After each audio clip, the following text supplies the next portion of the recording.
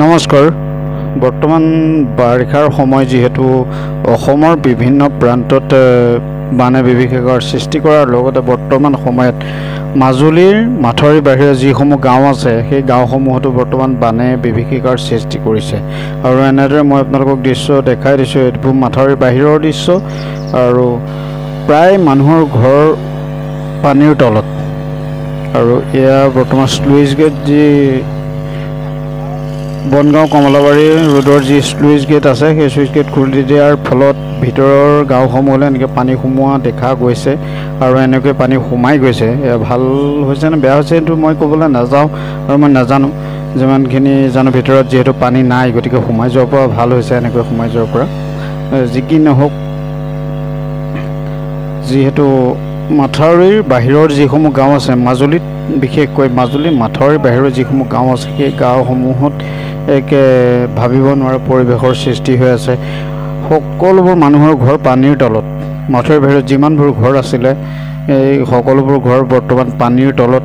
মানুহৰ হাহাকাৰ পৰিস্থিতি, যিহেতু প্ৰায় সংখ্যক মানুহৰে গৰু ছাগলী বা হাঁহ কুকুৰা ইত্যাদি আছিলে। এইবোৰ হয়তো প্ৰায়সকলে বাম জেগাত বা ওখ ঠাইলৈ লৈ যোৱা দেখা গৈছে, কিন্তু তথাপিও পৰিৱেশ পৰিস্থিতি বৰ্তমান বহুত বেছি ভয়ানক হৈ আছে। পানী বাঢ়ি আছে আৰু মই আপোনালোকক অলপ দৃশ্য দেখাই দিছোঁ।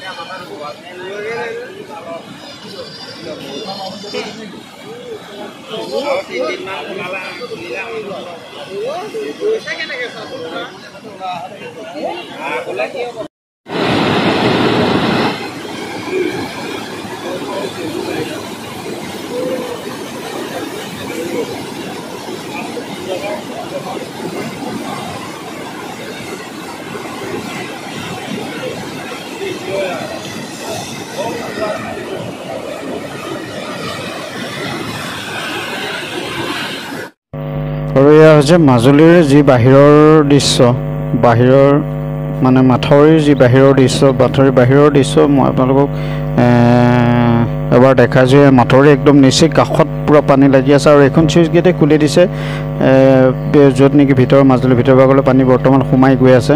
আৰু মই দেখাই দিছোঁ এইফালে মোৰ পিছফালে যিখিনি ঘৰ আছে সেই ঘৰখিনি দেখাই দিছোঁ। এইখিনি সম্পূৰ্ণ পানীৰ তলত আৰু তাত বহুত যিহেতু মাথাউৰিৰ বাহিৰত প্ৰায় সংখ্যক জনসংখ্যা দেখিবলৈ পোৱা যায়, মানুহৰ ঘৰ দেখিবলৈ পোৱা যায় আৰু সেইখিনি ঘৰ বৰ্তমান সম্পূৰ্ণ পানীৰ তলত গৈ আছে। মই যিমান পাৰোঁ আপোনালোকক এবাৰ দেখাই গ'লোঁ। আৰু এইফালে এইখিনি চাওক, এইফালে এখন চুইচ গেট আছিলে। বনগাঁও কমলাবাৰী যি পথ সেই পথৰ ওপৰত এখন চুইচ গেট আছিলে আৰু চুইচ গেটেদি পানী পূৰা সোমাই আছে। আৰু এইখন গাঁও যিখন মাথাউৰিৰ বাহিৰতে সম্পূৰ্ণ, আৰু এইখন গাঁৱৰ মানুহো সম্পূৰ্ণ পানীৰ তলত। ঘৰবোৰ চাওক, একদম মানে ভাবিব নোৱাৰা পৰিৱেশ। হয়তো যিসকলে ওচৰৰ পৰা দেখা নাই সেইসকলে অনুমান কৰিব নোৱাৰিব ইয়াত এটা কেনেকুৱা এটা পৰিৱেশৰ সৃষ্টি হৈ আছে।